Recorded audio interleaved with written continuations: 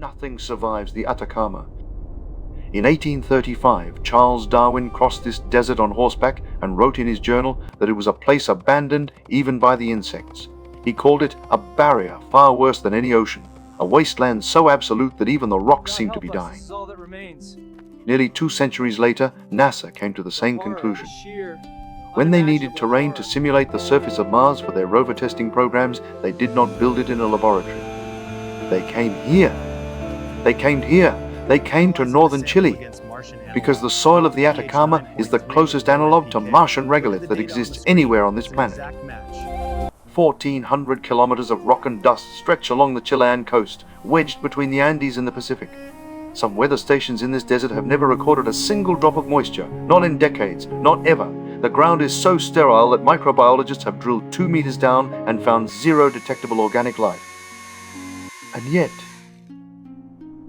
right now, in the northern Atacama, inside a facility that sprawls across 27 hectares of land that should grow nothing, rows upon rows of strawberries hang fat, red, and impossibly ripe under a desert sun that reaches 51 degrees Celsius. This is the Pampa Concordia agricultural station. It produces 460 metric tons of strawberries per year. It operates 350 days out of 365. Its greenhouses cover 27 hectares of ground where no seed has germinated naturally in recorded human history. And it sits in the beating heart of the most hostile arid landscape humans have ever attempted to farm. The facility is not hidden. You can see it from satellite imagery, a grid of pale rectangular structures stamped onto ochre emptiness, as conspicuous as a city on the moon. Trucks arrive along a single paved road that stretches 43 kilometers to the nearest town. Power comes from a dedicated solar array, because if there is one thing the Atacama provides in excess, it is sunlight. The story of how these berries came to exist here is really 2 stories. One about the engineer who refused to accept what the soil told him, and one about the industrial-scale machine he eventually built to prove every textbook wrong. Those 2 timelines collide in this desert, and when they do, the results rewrite what we thought we knew about the limits of agriculture. We need to split the screen of history here. 2 moments. 2 versions of the same patch of earth. The first is November 2016. A 34-year-old irrigation specialist named Rafael Vega Contreras stands on a ridge above the Pampa Concordia basin, 60 kilometers southeast of Antofagasta. He is holding a soil sample in a sealed plastic tube. The sample is the color of ash. He has been sent here by AgroNova Chile, a private consortium backed by Santiago Venture Capital, to answer one question. Can anything edible be coaxed from this ground? The answer, by every metric he trusts, is no. The soil pH sits at 9.3, violently alkaline. Organic matter content is functionally 0. Available nitrogen, phosphorus, potassium, all below the threshold his instruments can detect. Rafael holds the tube up to the light and watches the particles settle. They do not clump. There is no moisture to bind them. The dirt is powder. I told my team that week, this is not soil, this is geology. You cannot farm geology. You would need to build the soil from nothing, import every nutrient, engineer every drop of water. And even then, the heat would kill the roots before the first leaf opened. He filed a report recommending against the project. AgroNova shelved it.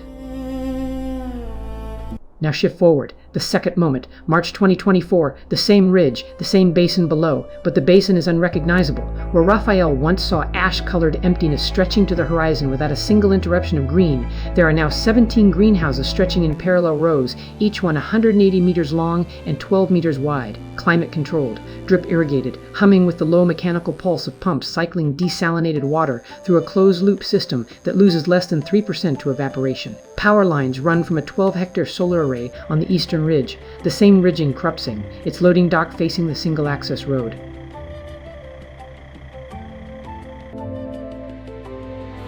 And inside those greenhouses, behind walls of polycarbonate that trap the light and tame the heat, suspended in hydroponic channels filled with an engineered substrate that took Rafael's team 4 years and 14 failed trials to perfect, Fragaria X Ananasa, the common garden strawberry, thrives at an altitude of 1,100 meters in air that carries less moisture than the pressurized cabin of a commercial aircraft at cruising altitude. Rafael is still here. He never left. Between those 2 moments, between the report that said no and the farm that says yes, lies a 7-year odyssey of failure, obsession, and one breakthrough that changed everything. To understand why Pampa Concordia is remarkable, you first need to understand what a strawberry actually demands from its environment. Fragaria x ananassa is not a tough plant. It is, in botanical terms, a drama queen. It requires soil with a pH between 5.5 and 6.8, slightly acidic, loamy, rich in organic matter. It needs consistent moisture, but cannot tolerate waterlogged roots. It demands temperatures between 15 and 26 degrees Celsius during the fruiting period, with cooler nights to trigger flowering hormones. And it is exquisitely sensitive to salinity. Sodium concentrations above 2 millimoles per liter begin to stunk. The Atacama offers the opposite of every single one of those conditions. The pH is 3 full points, 2 alkaline. There is no organic matter. Daytime temperatures regularly exceed 50 degrees at ground level. The only water available is drawn from deep aquifers carrying dissolved mineral loads that would kill a strawberry in 48 hours.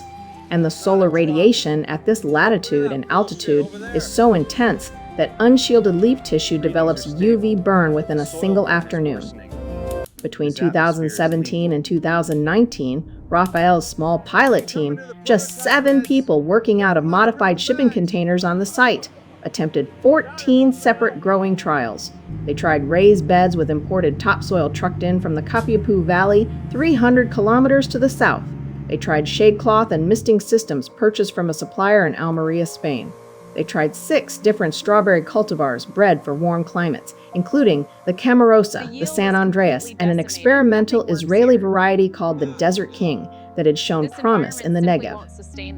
Nothing worked. The imported soil turned to powder within 72 hours as the desert's bone-dry air wicked every trace of moisture from it. Shade cloth reduced temperature, but also reduced the photosynthetic energy the plants needed to fruit. And the cultivars bred for heat tolerance had never been tested in conditions this extreme. The Atacama is not merely warm, it is extraterrestrial in its hostility. Every trial failed. Every single one. The imported soil dried out in 3 days. The desert just consumed it. We lost entire batches of seedlings overnight when the temperature swung from 48 degrees at noon to 4 degrees at 2 in the morning. Trial number 9 was the worst. The plants actually flowered. We thought we had it. Then the mineral content in the irrigation water crystallized on the root, hairs, and choked every plant in 72 hours. 9 failures out of 14 might have discouraged a team with less at stake. But Agronova had invested $11 million by this point. And Rafael had begun to see something in the data that his bosses could not see in the dying plants. A pattern.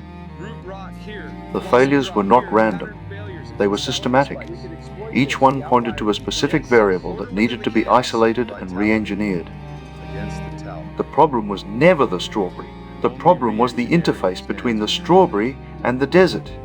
If he could build a synthetic layer, an artificial environment precise enough to fool the plant into thinking he was growing in the temperate valleys of central Chile, then the desert's hostility became irrelevant. What Rafael needed was not better farming, it was better engineering. Chapter 4, the machine trial. 15 began in February 2020, and it looked nothing like agriculture. Rafael's team had spent 6 months designing what they internally called the Cascada system, a closed-loop hydroponic architecture built specifically for extreme arid conditions. The name comes from the cascading flow of nutrient solution through tiered growing channels, but in practice it describes an entire artificial ecosystem contained inside a greenhouse engineered to withstand the Atacama. Here is how it works, stage by stage. Stage 1, water. The facility draws from a brackish aquifer 400 meters below the surface. This water carries dissolved salts at concentrations lethal to any crop. It is pumped to an on-site desalination unit, a reverse osmosis plant capable of processing 240,000 liters per day. The output is water purer than most municipal tap supplies anywhere on Earth. 97% of that water is captured, recirculated, and reused within the closed loop. In the heart of The facility consumes less fresh water per kilogram of strawberries produced than a conventional farm. Stage 2. Substrate. Forget soil. Rafael abandoned soil entirely after trial 11. The growing medium is a proprietary blend of coconut coir, perlite, and volcanic pumice sourced from a quarry near Calamar. The mix is pH buffered to 6.1 and holds moisture in a narrow band, enough to keep roots hydrated, never enough to waterlog them. Each channel is fitted with conductivity sensors that measure nutrient concentration, every nutrient concentration every 90 seconds, and adjust the feed solution in real time. Stage 3. Climate. The greenhouses are not simple plastic tunnels of the kind you might find in a European market garden. They are double-skinned polycarbonate structures imported in prefabricated panels from a manufacturer in the Netherlands, assembled on reinforced steel frames anchored 4 meters into the desert bedrock to resist wind loads that regularly exceed 90 kilometers per hour. Each greenhouse has automated ventilation louvers along the ridgeline, internal shade screens that modulate light transmission between 30 and 90% depending on the hour and the season, and evaporative cooling pads along the intake walls that pull inlet air across wet cellulose membranes to drop the interior temperature by up to 8. At night, when the Atacama plunges toward freezing with a speed that still startles Rafael after 8 years on site, radiant heating elements embedded in the greenhouse floor maintain root zone temperatures above 12 degrees. The temperatures swing outside, from 51 degrees at midday to 3 degrees before dawn, is compressed inside the greenhouse to a gentle oscillation between 16 and 24, is compressed inside the greenhouse to a gentle 4. The strawberry experiences a mild spring day, every day, in perpetuity. The greenhouse is not a shelter, it is a machine. Every variable the strawberry needs, light, heat, water chemistry, humidity, root temperature, we control all of it. The desert outside does not matter. Inside, it is always spring in the Elqui Valley. Trial 15 ran for 128 days. On day 91, the first fruit set. On day 112, Rafael held a ripe strawberry in his hand. Firm, deeply red, 11 grams. He did not celebrate.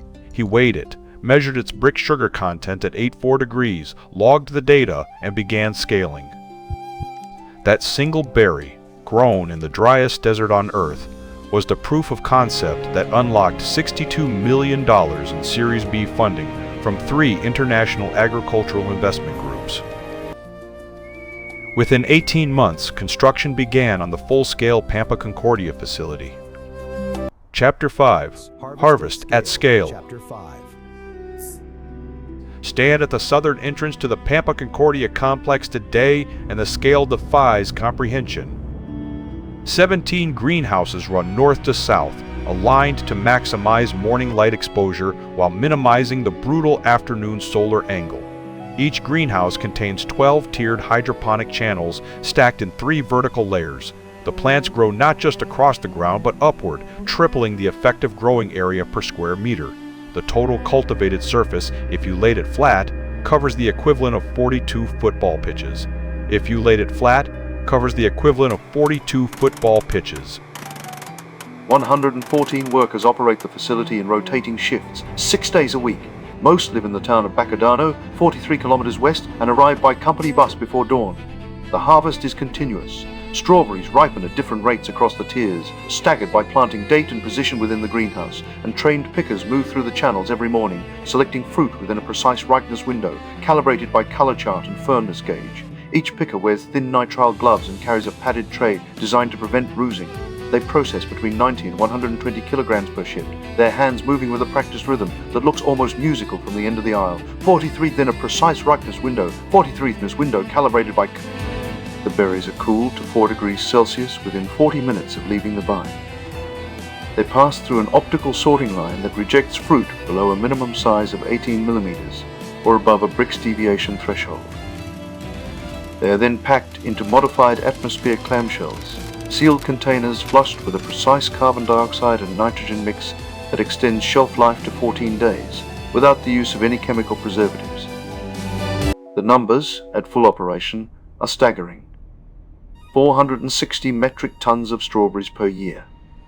a yield of 68 kilograms per square meter of growing surface, nearly triple the average output of conventional open-field strawberry farms in Spain's Huelva province, which is one of the highest producing regions on the planet. And because the closed environment eliminates pest pressure almost entirely, the facility uses zero chemical pesticides, none. The berries ship to Santiago, Lima, and, increasingly, to premium markets in East Asia. A single kilogram of Pampa Concordia strawberries retails for roughly $12 in a Tokyo supermarket.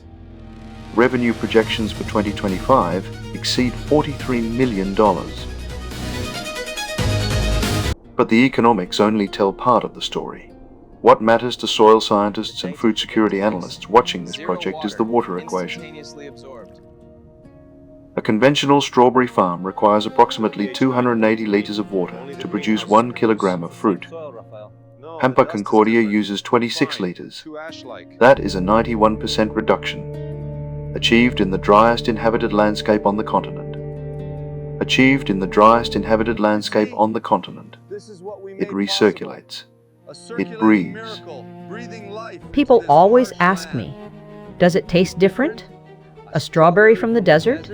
And the answer is yes, but not the way they expect. The sugar concentration is higher because we control the stress cycles. We can dial in a mild drought period before harvest that forces the plant to concentrate its sugars. The fruit is smaller than what you find in a supermarket in Europe, but the flavor is more intense. The desert, in the end, is not the enemy of the strawberry. It is the editor. It strips away everything unnecessary. At dusk, the Atacama performs its oldest trick. The sky turns a color that has no accurate name.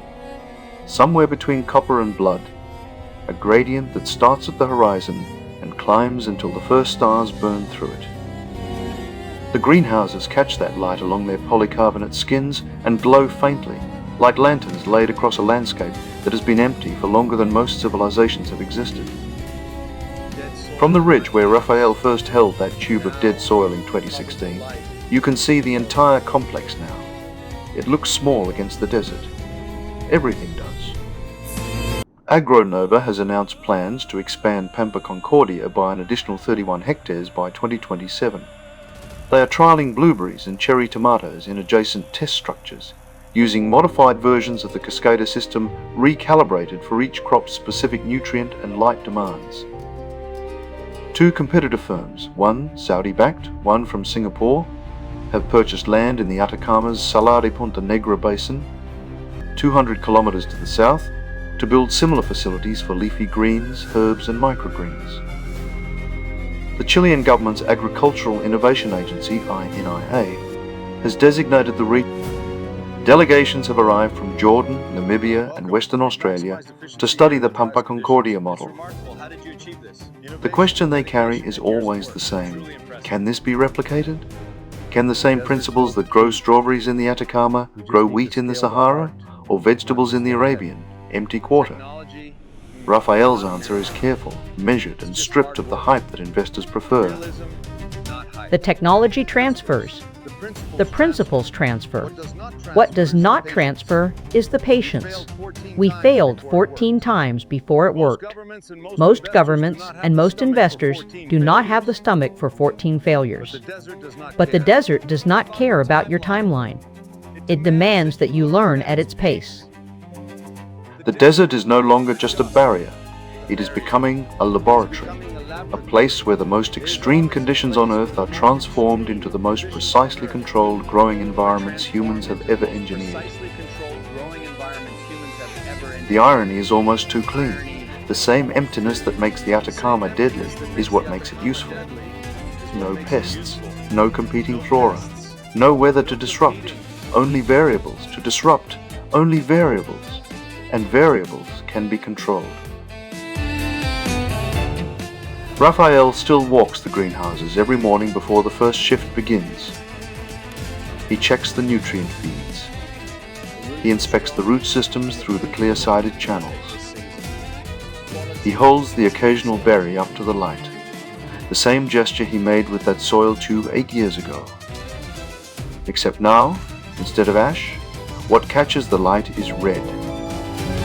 460 tons per year, 26 liters of water per kilogram, 0 pesticides. Grown in a place where Darwin himself said nothing could survive. Perhaps the most remarkable thing about Pampa Concordia is not the technology, or the yield, or the investment figures. It is the quiet stubbornness of a species that looks at the most hostile ground it can find and whispers, "Not here, watch me." The Atacama endures. And now, against every reasonable prediction, so do the strawberries.